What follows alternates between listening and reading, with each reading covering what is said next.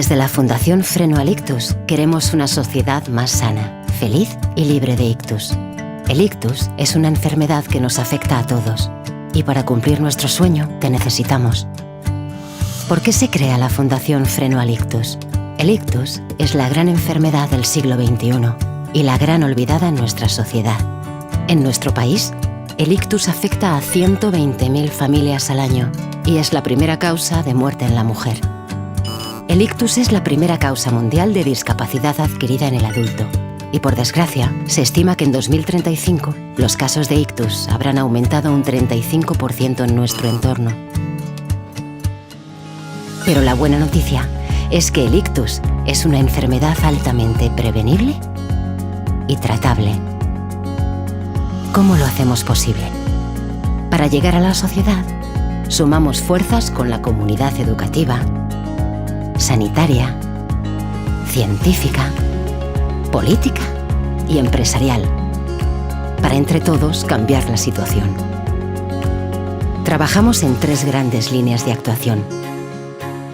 Información, dando a conocer la enfermedad entre la población, y divulgando y formando sobre cómo detectar, actuar y prevenir un ictus.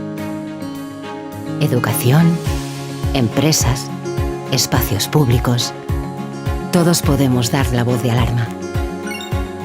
Investigación, apoyando a científicos, investigadores y profesionales en diferentes áreas de conocimiento sobre el ictus. Inclusión,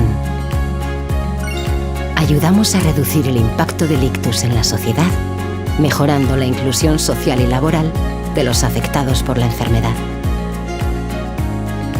En manos de todos nosotros está cambiar la situación.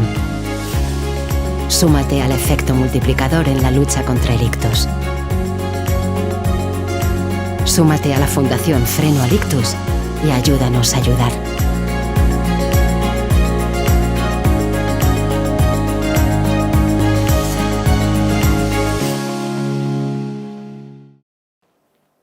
Bienvenidos a En la piel del ictus. Hoy venimos a contar por primera vez, después de la situación de pandemia, estamos físicamente, pero con todas las medidas de seguridad, con una persona que nos conoce desde hace mucho tiempo. Él es Julio Agredano, que no me equivoque, sino ahora que me corrija, y bueno, una persona comprometida con la causa, que fue afectado por ictus y que, bueno, que ha desarrollado una iniciativa y a día de hoy una fundación que está informando y está formando a muchísimas personas, ciudadanos, en diferentes ámbitos de la educación y diferentes proyectos de empresas para prevenir el ictus y para que la gente esté informada. Para situarnos un poco, en España, pues el ictus es una enfermedad con un gran impacto social. Podemos decir que más de 120.000 casos de afectados al año, que es la primera causa de muerte en mujeres, que uno de cada 6 tendrá ictus a lo largo de su vida, que es la primera causa de discapacidad adquirida y, bueno, que la buena noticia es que es altamente prevenible y tratable. Así que, bienvenido, Julio. Bienvenido. Gracias, bueno, qué Pedro, ilusión por invitarme otra vez. A mí me hace mucha ilusión, te lo he dicho antes.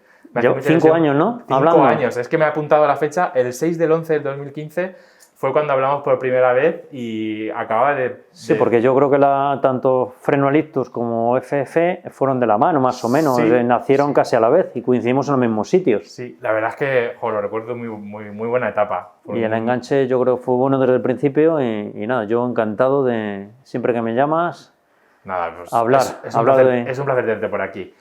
Para los que no te conozcan aún, un poco, pues alguien se incorpora, bueno, cuéntanos un poco cómo fue ese momento en el cual, bueno, sufres un ictus. Sí. ¿Cómo fue esa etapa, la previa? Esto, el tema es que, bueno, yo creo que como la gran mayoría de la gente, tú obviamente no te esperas que algo así te pueda pasar y además una edad de 39 años. Entonces, te cuento el caso que ya te lo he contado en el 2011, en agosto, de vacaciones, con mi mujer y con mi hijo. Último día, por cierto, y después de hacer turismo en Gijón con la familia, con el niño en hombros, que ya pesaba en su momento, pues pesaría de los 10 kilos, con lo cual ya era un peso grande. Cuando llegamos a la casa rural donde estábamos, empecé a tener una serie de síntomas, una serie de señales de alarma. Entonces yo no era capaz de andar en línea recta, iba un poco torcido, veía doble. ¿Qué hice? Pues lo que hace casi todo el mundo, por no decir todo el mundo, irme a la cama. ¿Por qué? Porque la gente piensa que estaré cansado, que llevo el niño en hombros todo el día, que tiene una semana pasada en el trabajo muy complicada, que tengo mucho estrés. Entonces, echar balones fuera. ¿Y cuál es el problema de esta enfermedad? El tiempo de detección-actuación. Te vas a la cama pensando que al día siguiente será otro día y al día siguiente, cuando efectivamente tu mujer, tu hijo te van a despertar y ya se encuentran en el cuadro severo, pérdida de conciencia, pérdida total de movilidad, no reconoces, no puedes hablar. Cuando se activa el protocolo, se activa el 112 y llegas al hospital, resulta que había una ventana de tiempo de muy poquitas horas de actuación, que tú la conoces muy bien como enfermero, que son 4 horas y media para coger la trombolisis intravenosa, pero que tienes esa ventana de tiempo. Si en esa ventana de tiempo no entras, no te pueden hacer nada. Ya, y fue así, quiero decir. Así, tal cual. Cuando te fuiste a dormir, cuando te levantaste, tu mujer te encontró así. Mi mujer insistió un poco más, ¿vale? Mi mujer insistió y me dijo, oye, Julio, que nunca te pasa nada, ¿vale? Y resulta que hoy te están pasando un montón de cosas juntas. Pues hombre, lo normal es pensar que algo raro te está pasando. Entonces, fíjate en mi respuesta súper inteligente, que todavía me estoy acordando de ella y la cuento mucho, y por desgracia la tengo aquí grabada, que ya para que mi mujer se callara, de alguna forma, le dije, oye, que estamos en Asturias, como si aquello fuera tierra por conquistar.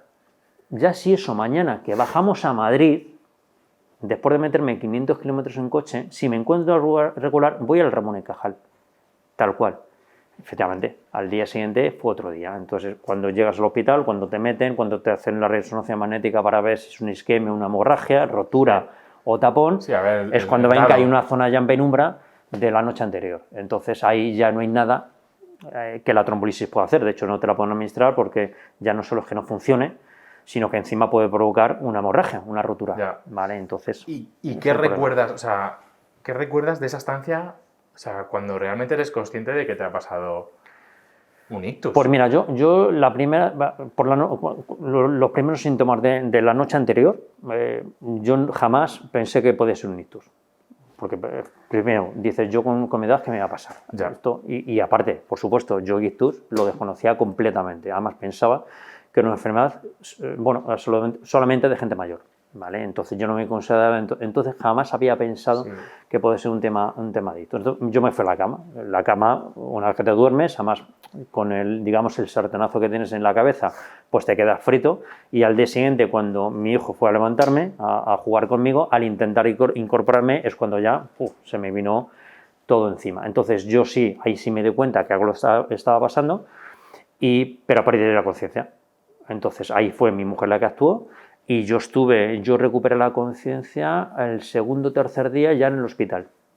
Ostras. Desde ese momento. Tengo lagunas de cómo me bajaron de la casa rural, en camilla. Es como visiones un poco. Visiones, tengo alguna visión muy, muy leve, pero digamos que consciente ya no, a partir de ese momento no fui. Entonces, una de las cosas que suelo decir es que al final, si algo raro te está pasando, si tú eres una persona migrañosa y habitualmente tienes un dolor de cabeza y ese día más o menos es lo mismo, pues hombre, a lo mejor es más o menos lo mismo.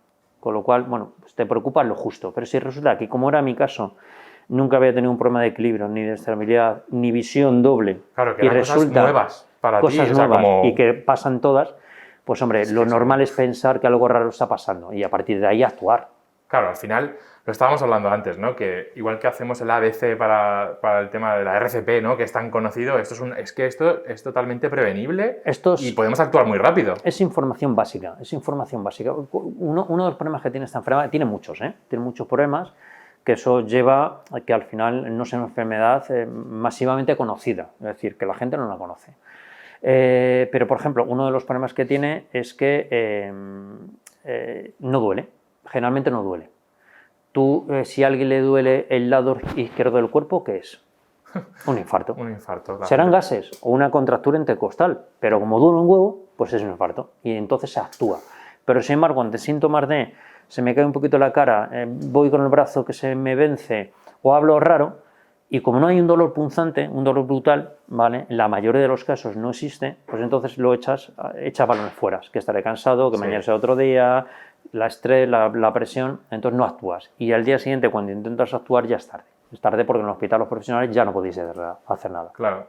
¿Y cómo vivió tu mujer esa etapa? Es decir, había una etapa de incertidumbre de no saber hasta qué punto habría afectado esta situación. O sea, el tema es que, bueno, una vez que ya no... Por eso insisto mucho en la importancia del tiempo, porque si tú dentro de esa ventana de tiempo, esa ventana cortita de horas, eres capaz de conseguir trombolisis o en algún caso trombectomía, que te meten un catéter, te quita el trombo en muy pocas horas, pues hombre, tu expectativa de evolución varía drásticamente. Es decir, pues puedes tener unas secuelas muy moderadas o incluso no puedes tener secuelas. Pero sin embargo, si no tienes ninguna terapia paliativa, digamos, pues entonces al final el efecto del ictus es donde pare la pelota. ¿Dónde para la pelota? ¿Y qué daño ha generado? Físico, cognitivo, conductual, es decir, al final es donde pare la bola. Entonces, en mi caso, pues fue sobre todo físico. Sí. Mi ictus principal fue cerebeloso, con lo cual yo tengo bastante afectado el tema del equilibrio, la coordinación, sobre todo, bueno, ya han pasado 10 años, pero inicialmente lo tenía bastante complicado. Yo no tuve problemas cognitivos, ¿vale? Por fortuna no tuve problemas. Bueno, mi mujer dice que de vez en cuando sí, yo la achaco a esto, dice, no sé si esto ya venía de antes, el tema de la memoria, que no quieras acordarte de todo. Entonces, y en mi caso, por ejemplo, el entorno, que es porque esto tú has dicho un dato al principio que son 120.000 personas afectadas al año en España. La realidad es que no son 120.000 pacientes, son 120.000 familias. Hombre. 120.000 familias, porque el problema que tiene esta enfermedad es que es una enfermedad que, como otras, te puede matar, pero si no te mata, te incapacita. Te deja algún tipo de secuela, discapacitante, impeditiva, incluso dependiente. Entonces tu entorno es el que lo sufre. Tú al final lo sufres como paciente, ¿vale? Pero tu entorno, que generalmente además no sabe lo que está pasando, porque hay muy poca información al respecto, y no sabe cómo gestionarte. Entonces imagínate mi caso, o el caso de alguien joven, una persona con 39 años, con mujer, con hijo, con una carrera profesional, con una actividad social, y de repente de un día para otro todo se desaparece. Y además desaparece y no tienes una visión futuro, de medio plazo. O sea, no lo tienes. No sabes lo que va a pasar. Porque en mi caso, por fortuna, fue bien. Depende de muchos factores. Depende de tu propia motivación. Depende, por supuesto, de dónde para la pelota. Depende de tu capacidad adquisitiva. Porque eso hay que decirlo también. Yo, mi parte de la fundación, hay una parte reivindicativa a la sociedad que tiene que ver con que esta es una enfermedad que depende de tu poder adquisitivo. Si tú tienes un poder adquisitivo, consigues una rehabilitación de calidad, porque a nivel del sistema público de salud, el sistema público de salud es fantástico en atención aguda, te salva, pero luego en inclusión te deja. Sí, no hay recursos. Más crónica o más... Bueno, sí, no hay recursos. Entonces, la rehabilitación de un daño cerebral, sobre todo los primeros 4 o 6 meses, es fundamental, tiene que ser muy intensa, tiene que ser holística, y eso el sistema público de salud no lo cubre, con lo cual tienes que irte a un centro privado que te cuesta 45 euros hora.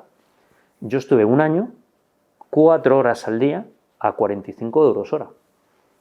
Imagínate la barrera de entrada que pone para que la mayoría de la gente no puede entrar ahí. Y eso es también un impacto importante. Entonces, al final, ¿quién sufre eso? El entorno, la familia, tu mujer, tu marido, tus padres. Tus padres, todo esto les suena... Como mi hijo, que es joven, tiene esto, cuando esto es una cosa que socialmente yo considero que es mía, que es para mí, que es de gente mayor. Entonces, el entorno, por ejemplo, es fundamental, porque al final una de las motivaciones para tú intentar mejorar es tu entorno, es tu familia. La gente más mayor, por ejemplo, es completamente lógico que una persona con 75, 80 años que tiene un ictus, que tiene los hijos ya fuera de casa, que ya está jubilado, que seguramente a lo mejor la pareja ha muerto, que se relaje. Pero es completamente lógico, es entendible. ¿Por qué? Porque es una enfermedad, salir de ello es complicado. Pero claro, una persona joven que tiene una familia, tiene un entorno, tiene una vida... Unos objetivos, o sea, bueno, tienes un desarrollo también, pues, a un profesional, claro, personal... Tienes que coger y salir. Entonces, y ahí el entorno es fundamental. El entorno es fundamental. Yo, por ejemplo, una de las cosas que suelo decir mucho es que hay que huir de todo lo que son amebas de energía, espíritus de energía, vampiros de energía, esa gente que cuando llegan a verte, Julio, ¿cómo estás? Bien. Y a los 2 minutos hablan de su libro.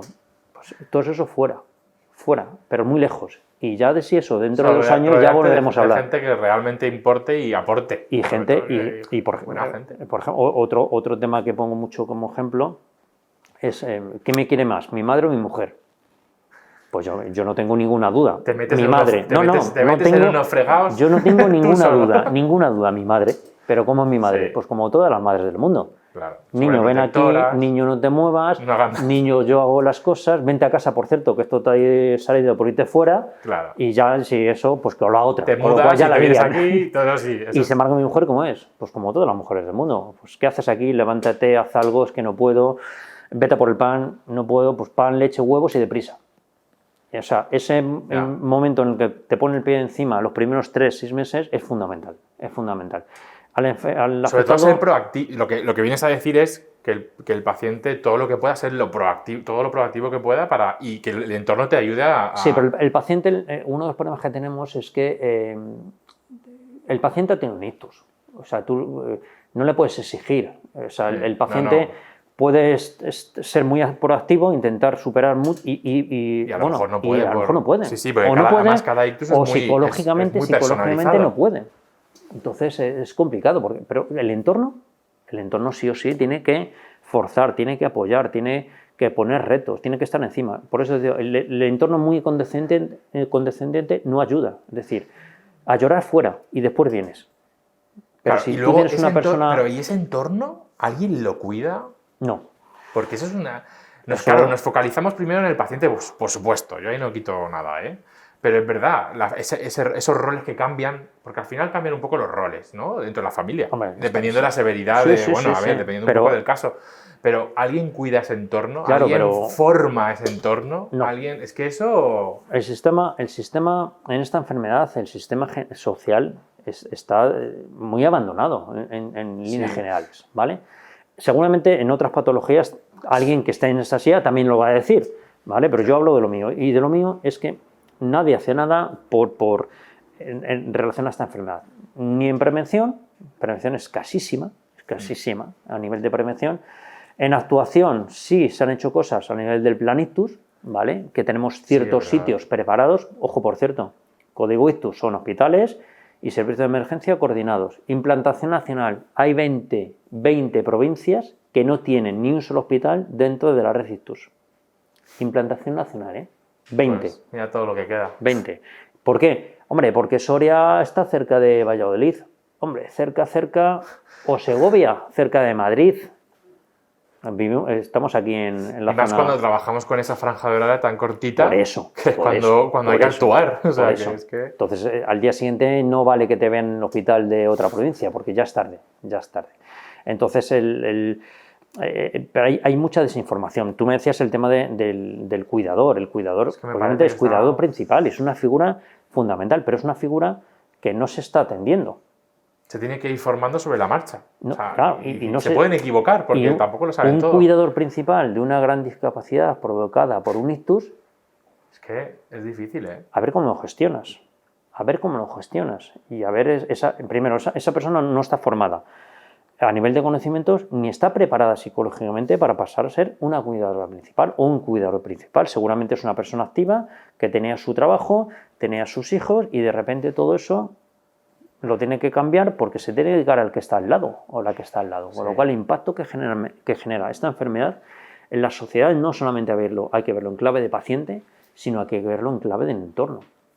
Sí, al final la figura del cuidador son personas súper necesarias dentro del propio, o sea, dentro de esta estructura. Aunque no les demos reconocimiento que se merecen y la formación que necesitan, sin ellos estaría totalmente perdido el sistema. Como profesional sanitario, lo conoces perfectamente. Hombre, es decir, totalmente. si no hubiera cuidadores, si la familia no estuviera asumiendo ese rol, bueno, el sistema no puede dar cobertura. Y tenemos suerte de que nuestra cultura es una cultura muy de familia. O sea, yo que estoy trabajando en Inglaterra veo perfectamente el caso opuesto, ¿eh?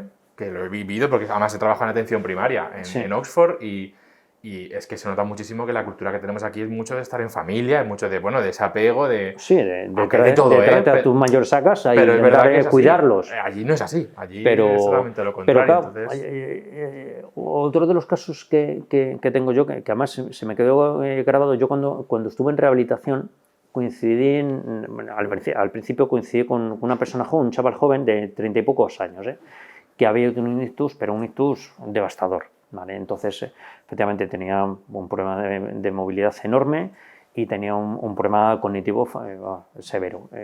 Se acababa de casar. Hacía 3 meses que se había casado y le estaba llevando la chica, la mujer, con 30 años, 20 y pocos años, estaba llevándole al marido a rehabilitación. Entonces mi mujer y yo lo hablábamos, decíamos, ¿y esta mujer con toda la vida por delante? Claro. ¿Qué hace? ¿Quién se atreve a juzgar hacia dónde va? Claro, es que... ¿Quién se atreve a juzgar? Nadie. ¿Qué futuro le espera?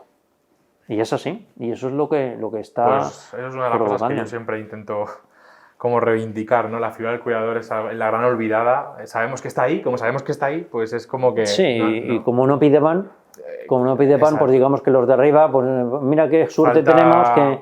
Falta mucha conciencia en ese aspecto. O como nos dicen a las asociaciones de pacientes, pues hombre, es que todo el trabajo que hagamos desde la asociación de pacientes es trabajo que le quitamos al sistema. Ya está. Dicen, los pacientes no están informados. Oye, hace falta formarles al paciente y al familiar de la nueva situación, de qué ayudas legales existen, de qué adaptaciones de casa puedes acceder. ¿Y eso quién lo hace? No, eso lo hace la asociación de pacientes. Bien, ¿con qué recursos? Claro. Y ya el sistema se lava las manos. Sí. Ahí el sistema falta mucha conexión, falta mucho más trabajo en equipo, de verdad. Las asociaciones no son agentes sociosanitarios y deberían de serlo. Claro. Para mí deberían de serlo. Y bueno, ¿cuánto tiempo estuviste en rehabilitación? Bueno, yo la rehabilitación digo que es una cosa ya que mantienes de por vida, ¿vale? Yo tengo clarísimo que yo hoy hago algo un poquito mejor que ayer, ¿vale? Entonces, hay una leyenda urbana de que realmente pues, no hay conexiones neuronales nuevas, la neurosinapsis no existe. Bueno, pues no es cierto, ¿vale? Yo lo veo en mis propias carnes. Sí es cierto que va más lento, los primeros 6 meses o 8 meses son muy intensos y eres capaz con una buena rehabilitación y una buena motivación conseguir, siempre y cuando tu secuela lo permita. Sí, dependiendo de la gravedad digamos que un porcentaje alto de lo que has perdido lo recuperas, pero digamos que luego ahí no para la recuperación. La rehabilitación es no solamente lo que haces en una clínica, sino lo que haces tú fuera. Yo tardé 1 año y medio en subirme en una bicicleta, por ejemplo, ¿vale? Y ahora no me bajo de una bici, ¿vale? Digo, si yo te conocí siempre con la bicicleta. Claro, pero claro, me conociste a partir del ictus. Primero como herramienta de rehabilitación y ahora ya como pasión, ¿vale? Pero yo tardé 1 año y medio en subirme en una bici. Tardé 2 años en escribir, en volver a escribir, 2 años, ¿eh? Y según la ventana temporal que te dicen los médicos, que es con mucho 1 año, en teoría no hubiera podido. Y sin embargo, sí puedes. ¿Y esa etapa te desesperaste en algún momento? O sea, tú, emocionalmente, ¿cómo fue? Porque entiendo que, a ver, irías por épocas, pero el entorno también influiría mucho. Porque claro, tú intentar hacer algo y ver que no puedes, no sé, ¿cómo fue ese afrontamiento, ¿no? Esta es la enfermedad del saber y el no poder. Porque tú sabes hacer una cosa y dices, ¿y por qué no puedo hacerla? ¿Por qué no puedo coger el vaso? ¿Por qué no puedo escribir? ¿Por qué no puedo apuntar? ¿Por qué no puedo andar en línea recta? Ajá. Cuando no la llegas a comprender. Entonces es una enfermedad que genera mucha frustración. Un dato, el 80% de la gente que tiene un ictus en los 2 primeros años necesita apoyo psicológico. El 80%. ¿Y se tiene? 80%. Bueno, se tiene porque lo asumes de manera particular. Lo asumes tú, el 80%. Yo en mi caso, con muchos otros, tuve fortuna. Pues no sé si por mi manera de ser, de afrontar siempre las dificultades, y entonces me las tomo con mentalidad positiva, con mentalidad de superación, de esfuerzo, de sacrificio. Esto es lo que ha tocado vivir y mira, pues a llorar fuera y voy a seguir y ya, yo sigo hasta que me digan que no puedo más, ¿vale? Entonces en mi caso yo no, por fortuna no tuve bajón. Y mi entorno también ayudó mucho, que es un entorno que no es especialmente protector, sino que es un entorno de empujar, con lo cual todo eso me llevaba a que sí o sí tenía que trabajar para mejorar. Entonces, todo eso influyó en que al final yo la recuperación no la recuerdo dura, muy dura. Claro, si tú dices a alguien, oye, yo salí en silla de ruedas del hospital, pues, o yo recuerdo que la primera valoración que me hicieron, me sentaron en una camilla, me soltaron y dice, ¡puf! Y me fui. Claro. A ese nivel. Entonces, claro, recuperar todo eso es muy complicado, pero yo no tuve la sensación, seguramente porque tenía un objetivo de volver a recuperar parte de mi vida, de realmente ser... yo no recuerdo una etapa especialmente... es muy gris, muy gris. Ya. No me afectó psicológicamente, con lo cual no tengo un anticuerpo sobre esa etapa que diga Sí, que tú lo recuerdes peor de mi como- vida. No lo recuerdo así. Fíjate. Vale, también ha pasado 10 años, y yo creo que tendemos a idealizar de alguna forma los que hemos hecho la mili, pues seguramente cuando hicimos la mili estamos echando todos pestes y ahora, 30 años después, hablamos de la mili genial. Lo ves con otra Ya perspectiva, está. claro. Entonces, Y bueno, pasa todo esto, tú te sigues recuperando a diario, lo has dicho, pero decides crear un proyecto que a día de hoy es una fundación, pero bueno, cuéntanos un poco por qué decides hacer eso, ¿no? ¿Por qué Freno al Ictus? ¿Por qué surge Freno al Ictus? sí, a ver, yo, lo primero, yo soy informático, ¿vale? O sea, el tema sanitario me pillaba no lejos, lejísimos. Directivo de una empresa de tecnología, con una posición, bueno, pues y me iban las cosas relativamente bien. Pero claro, cuando tú sufres algo de este estilo, una adversidad inesperada, pues entonces al final, pues en mi caso hubo un punto de inflexión, algo pasó en mi interior que me dijo, oye, y esto que me ha pasado a mí le pasa a más gente. Primero, completamente egoísta, empecé a consumir información para saber si me iba a volver a repasar. Claro. Tal cual, primero dices, oye, ¿qué hice mal? Para ver cómo lo cambio, cómo lo modifico para que no me vuelva a pasar.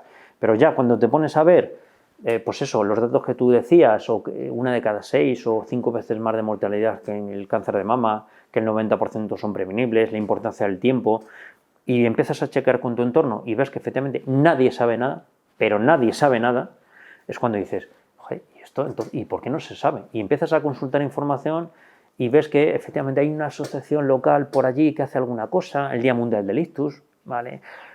Pero que digamos que no hay un gran movimiento alrededor de la enfermedad. Y dices, pues no es una enfermedad residual, es una enfermedad de altísima prevalencia, 120.000 casos. Todo el mundo además conocemos a alguien cercano que ha pasado por la enfermedad, ¿y por qué no se conoce más? Entonces dije, bueno, pues yo por fortuna puedo, porque mi nivel de secuelas lo permiten, y también quiero. Y también quiero contarlo. Y entonces en el momento ese punto de inflexión que a otros le llegan pues porque te echen del trabajo, te deje el marido o porque cumplas 40 años, pues a mí me llegó en forma de ictus. Y dije, oye, pues voy a dedicar parte de mi tiempo, inicialmente era parte de mi tiempo, a intentar cambiar las cosas, intentar que lo que me ha pasado a mí, pues que a otra gente, pues intentar evitarlo. Y a partir de ahí surgió Freno al Ictus, primero como iniciativa personal, que básicamente pues yo iba contando a quien me quisiera escuchar, entre ellos tú, ¿vale? Entonces, pues, oye, pues mira, tú sabes de qué va esto, y a partir de ahí fue generando fue generando interés, cada vez empezamos a tener más apoyos, y es cuando ya me decidí a formalizar, primero como una asociación de pacientes, Freno al Ictus, y desde el año pasado ya como fundación, y entonces ya como fundación trabajamos en 3 líneas claras, una línea que tiene que ver con la I de información, de awareness, en educación, en empresas, en espacios públicos, bueno, pues informar sobre la enfermedad, conocimiento general, impacto social, que la gente vea que está más cerca de lo que parece, la alta prevención que tiene, ¿vale? Cómo evitar que esto pueda ocurrir, pero en el caso de que ocurra, ¿qué es lo que tienes que hacer, ¿vale? Para intentar eso, entrar en esa ventana de tiempo que inicialmente decíamos. Esa es la parte de información. Luego hay una parte de investigación, de apoyo a la investigación. Justamente hace 2 semanas nos han concedido un proyecto europeo, de Horizonte 2020, sobre prevención basado en tecnología, herramientas tecnológicas como prevención, como una calculadora de factores de riesgo de ictus. Vale, pues estamos empezando a colaborar en proyectos de apoyo a la investigación con profesionales, obviamente, donde nosotros, bueno, pues somos el brazo social que de alguna forma pues, se incorpora en el proyecto. Y luego una parte que es la parte de inclusión. Decíamos antes que esto depende de esto, y lo que estamos intentando hacer desde la Fundación es captar por diferentes fuentes, pues ingresos, ¿vale? Y poder destinarlo a través de becas de actividad física, deporte inclusivo, bueno, pues dedicárselo a proyectos finalistas, a gente que realmente con recursos más ajustados y que sea, bueno, que necesite este tipo de apoyo para poder, bueno, pues, ¿Y esta parte ya la estáis desarrollando? Sí, O sea, sí, ya habéis sí. empezado, o sea, ya está implantada, quiero Sí, decir. sí, ya Que hay gente que se puede informar. Sí, o sea, sí, si tú miras en la web nuestra, en fenolictus.org, está toda la información, están los proyectos que estamos haciendo y a partir de ahí, además yo animo, ¿por qué? Porque hay mucha gente, lo que yo creo que hemos conseguido nosotros formar es que Fenolictus ahora mismo ya tiene reconocimiento de marca, ¿vale? Entonces, sí. ahora mismo en la sociedad, sobre todo obviamente a nivel de comunidad científica, digamos, o médica especialista, pues digamos que ya todo el mundo sabe lo que es Fenolictus y ya sabe el tipo de cosas que hacemos y que hacemos cosas que generalmente gustan. Entonces, pedimos a la gente, oye, vosotros seguramente tenéis una idea brillante que nosotros no hemos tenido, pero seguramente tenéis dificultades para ejecutarla, para poder llevarla a cabo. Bueno, pues ahí es cuando entramos nosotros. Ahora, por ejemplo, estamos con el tema de actividad física como de herramienta de inclusión. Hay un grupo fantástico, se llaman Deporte para DCEA, que están en Madrid, que dan servicio a 150 pacientes de daño cerebral en actividad física como herramienta de inclusión, no solo de rehabilitación, sino como de inclusión social en el entorno. Y tienen actividades acuáticas, actividades de atletismo, tienen equipos de competición de gente con discapacidad. Son una gente fantástica. Bueno, pues nos contaron ese proyecto. Bueno, pues ese proyecto lo hemos integrado dentro de Fenolictus y estamos captando fondos para poder destinárselo a esta gente. Es decir, nosotros tenemos facilidad, digamos, de contar las cosas. Ya tenéis una red también, que si tenéis unas bases que... De contar las cosas, nosotros a nivel, uno de los proyectos que tenemos con empresas, que tenemos un proyecto muy potente que es Empresa contra el Ictus, Telefónica contra el Ictus, BBVA contra el Ictus, Campofrío contra el Ictus, todas, dime una, pues también contra el Ictus, ha hecho un proyecto ya con nosotros. Claro, y a esa gente les llevas ahora desde el punto de vista de la fundación y les dices, oye, la parte de información está genial, ha quedado súper chula.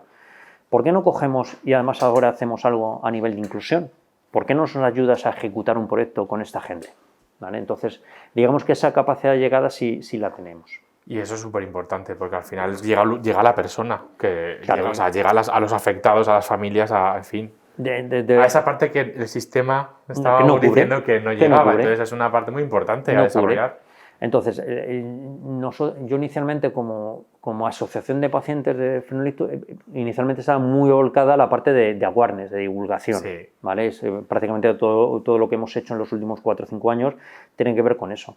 Pero dar el paso hacia fundaciones, decir, oye, vamos a intentar de una manera más completa dar respuesta a todas las necesidades, y una claramente es el apoyo a la inclusión. El apoyo a la inclusión, de intentar que el afectado y el entorno del afectado pues tenga unas facilidades que actualmente no existen. Pues bueno, la verdad es que no sé ni cuánto tiempo llevamos. Tengo que llevar el reloj, debería llevar el reloj, debería contabilizar el tiempo, no lo estoy haciendo. Yo no tengo ninguna prisa. Yo estoy muy cómodo, pero no sé cuánto tiempo llevamos. Pero bueno, si hay algún profesional, yo estoy pensando ahora en la parte un poco profesional, Sí. ¿no? Que, no sé, pues que se dedique a todo el tema cerebrovascular, el ictus, y quiera, pues no sé, ayudaros a formar parte. ¿Eso es posible? ¿Es posible contactar con vosotros? ¿Es posible unirse a un proyecto? Directamente. Tenemos un proyecto fantástico, por ejemplo, que en educación, que se llama Héroes en Casa, a los chavales, ¿vale? Vamos a los colegios y lo que hacemos es que les hablamos en 3 pilares. Un primer pilar que es promoción de la salud. Aléjate de las cosas malas, acércate de las buenas, mete un deporte en actividad, lo normal. Pero dijimos, ya que tenemos allí a 50 chavales de un colegio, ¿por qué no cogemos y les damos una pequeña píldora de información? ¿Por qué no decimos que al abuelo se le puede creer un poquito la cara, que tu madre no levanta correctamente los brazos, que habla raro y que al hospital no se va? Que al hospital te llevan 1 más 1 igual a 2, es decir, hacemos que los niños sean héroes en su entorno. Al final, esto es un país donde mis padres cuidan a mi hijo. Pues lo que quiero Es que en algún momento mi hijo sea capaz de ayudar a su abuela o su abuelo si les pasa algo, ¿vale? Y luego, tercer pilar, multiplicar. ¿Qué significa? Que a los padres nos entre la conciencia a través de los chavales. ¿Yo reciclaba hace 8 años? No. ¿Tú seguro sí? Yo no, ¿vale? ¿Reciclo ahora? Sí. ¿Por convicción? También sí, pero sobre todo por mi hijo, porque Claro. llega todos los días al verde no al amarillo, al verde no al amarillo. Entonces ha conseguido cambiar los hábitos de la familia. Pues esto es lo mismo. Les damos unos imanes de nevera con el protocolo de actuación. Les damos un cuestionario que se llama Pon a prueba a tu familia, para que el niño, a los padres, Les haga hacer las pruebas y que vean ahí si y fallan o no. que se retraten y que se pongan rojos. Bueno, pues ese proyecto es un proyecto fantástico que estamos ya ejecutando a nivel nacional en diferentes sitios. Antes de todo lo que está pasando, obviamente, de la Ya. COVID, habíamos hecho un proyecto maravilloso en Almería, en la provincia de Almería. Creo que participaban 5.000 niños de 40 colegios, ¿vale? Y había una red de voluntarios en Almería, que eran muchos profesionales sanitarios, Claro. que lo que hacían es que con una formación que básicamente es la divulgación de la actividad, ellos van a los colegios y realizan el ejercicio, ¿vale? Entonces, claro, tú decías, cualquier profesional sanitario o no profesional sanitario, Claro. cualquier gente que quiera colaborar, que quiera apoyar, porque directamente nos contacte y vemos el momento. El Vemos momento, dónde, en cuándo. Y cuando, mira, esta mañana he tenido una llamada, una petición de un colegio, antes de venir aquí, de un colegio de Valencia. ¿Nosotros tenemos llegada a Valencia? No. ¿Quién tiene llegada a Valencia? Los que están allí. Claro. Punto. Entonces, pues si hay un voluntario de Valencia que quiere coger, integrarse en la red de Eures en casa y cubre los colegios de la zona, pues ya lo tenemos, ¿vale? Entonces son proyectos fantásticos. Y una cosa, no me voy sin Di lo que comentarte quieras. un tema. Comenta el tema. Uno de los problemas, el gran problema de esta enfermedad, de lo que llevo diciendo todo el rato, es el poco conocimiento que tiene la sociedad. Tú, el Día Mundial del Cáncer de Mama, pones la tele y sin saber qué día es, te lo encuentras. Ves un lazo, ves el rosa, Sí. hay telediarios, hay programas Está muy especiales, interiorizado también el marca rosa, El marca rosa. Entonces, yo creo que hay y gracias a eso se ha conseguido reducir la mortalidad del cáncer de mama. Pero mañana, que es el Día Mundial, el día 29, que es o ayer, depende de cuando lo emitas, el 21 de octubre es el Día 29 de Mundial octubre. del Ictus, a ver qué veis. Entonces hay muy poca exposición pública. Bueno, pues lo que hemos hecho es, durante esta semana hemos lanzado un proyecto que se llama Pedalea contra el Ictus. Hemos intentado asociar la actividad física, ¿vale?, con la herramienta de prevención y también como altavoz para llegar a la sociedad, ¿vale? Esto es muy fácil. Tú tienes la carrera de la mujer, la carrera del corazón, ¿vale? Pues hemos hecho lo mismo, pero hemos metido la bicicleta de por medio y la enfermedad que vamos a hablar es sobre el ictus. Entonces ahí nos hemos alineado con la Fundación Alberto Contador, que Alberto Contador tuvo un ictus también, y entonces la Fundación Frenictus y la Fundación Alberto Contador, que somos los promotores, hemos lanzado la iniciativa Pedalea contra el ictus. Este año es un reto virtual, como puede ser de otra forma, donde la gente se inscribe, la gente participa, se les manda una descarga de una aplicación, a partir de ahí la aplicación tú sales y te registras tu actividad y luego todo eso se vuelca en un sitio donde todos los kilómetros que se han realizado. Bueno, ¿por qué hacemos esto? Pues básicamente por tener mucha exposición pública, mucha exposición mediática. Tienes una figura con Alberto Contador, que es la cara visible del proyecto. Pero claro, es que el contenido que hay detrás es súper potente, porque estamos hablando de información que la gente no conoce. Entonces, lo que estamos intentando con esto es que poliafreno de A3 media, de accidente de tráfico, todos los años hay, y llevan ya, me parece que son 15 años. Sí, llevan muchos, vamos, me parece que son 15, todos los años. Pues esto, que esta sea la primera edición de algo que va a tener otros 15 o 20 años de recorrido y que cuando llegue la semana del Día Mundial del Ictus, la gente tenga en la cabeza Pedale contra el Ictus y que nos saquen televisión, prensa, consigamos que el marca sea naranja en vez de rosa, bueno, por ahí. Entonces es un proyecto bonito y yo invito a la gente que vea pedaleacontraelictus.es y ahí está todo explicado. Pues así lo pondremos también en la web y sobre todo es que yo creo que lo vais a conseguir. Yo no tengo ninguna duda. No, o sea, es que yo tampoco la tengo. O sea, entiendo que todo tiene un proceso, pero es que no tengo ninguna duda de que este día se va a recordar y va a ser muy parecido al tema del cáncer de mama, ¿eh? Yo no tengo... Lo hablaremos. Claro, yo no tengo ninguna duda. Mi entorno cercano, mis amigos, claro, mis amigos me veían y me ven. Entonces dicen, ¿y tú qué haces con esto, tío? Vuelve a tu trabajo, dedícate a tus cosas y ya está, porque nadie creía en algo de este estilo. Entonces, ahora, 5 años después, 6 años después, empiezan, oye, pues va a ser que aquello que tú decías, pues parece que a lo mejor tiene sentido, ¿vale? Y poco a poco, entonces yo no tengo ninguna duda que en 10, 15 años el ictus va a ser una enfermedad sumamente conocida y vamos a conseguir entre todos que haya mucho menor impacto a nivel social y que consigamos que efectivamente haya menos gente que fallezca y menos gente, sobre todo, con secuelas Con secuelas discapacitantes. importantes. Y es que al final eso es que la prevención y el actuar rápido es que determina muchísimo la evolución. Es que es fundamental. Mira, ahí Es que en eso- esa línea. Y es que podemos actuar todos, o sea, no hace falta ser profesional, no hace falta, o sea, Mira. tener un poco mínima información. El proyecto que acabamos de lanzar, que hemos lanzado, lo lanzamos el año pasado, lo hemos ejecutado el año pasado y a pesar de la pandemia. Hemos cogido y hemos copiado. ¿Vale? Somos muy de copiar en vez de inventar. Y hemos dicho, espacio cardioprotegido, que es cosa más chula. Son sitios públicos donde hay un desfibrilador y gente formada para hacer una RCP. Y hemos dicho, ¿por qué no hacemos el paralelo? Espacio cerebro protegido. Que haya sitios públicos de gente que sepa identificar los síntomas, que sepa estabilizar al afectado, que tú lo sabes, que básicamente no hay que hacer nada, no hay que hacer nada, no se le da de comer, ni se le da de beber, ni se le mete un palo en la boca, no se le da medicamento, no hay que hacer nada. Y a partir de ahí, que hay un 112 que te van a hacer una batería de preguntas a la cual tienes que contestar, es decir, ganar tiempo al reloj. El problema que tienen actualmente, otro de los problemas que tiene la enfermedad, es que esto es una cadena de supervivencia, sociedad, servicios de emergencia, hospitales. ¿Y el problema hoy dónde está? Delante.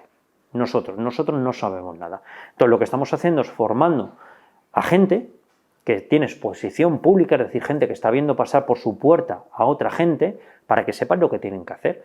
Acabamos de presentar un proyecto en la COE la semana pasada, un proyecto fantástico, fantástico, con las clínicas dentales Vitaldent. Todo el mundo sabe lo que son. Las clínicas dentales, 250 clínicas, 249 a nivel nacional. O sea, una dispersión geográfica brutal. Bueno, pues hemos formado a 500 profesionales de las clínicas, que son desde los recepcionistas, los auxiliares dentales, ¿vale? 500 profesionales en detección y actuación de síntomas en 4 semanas. Con lo cual hay 249 puntos más de gente preparada por si pasa algo en sus instalaciones.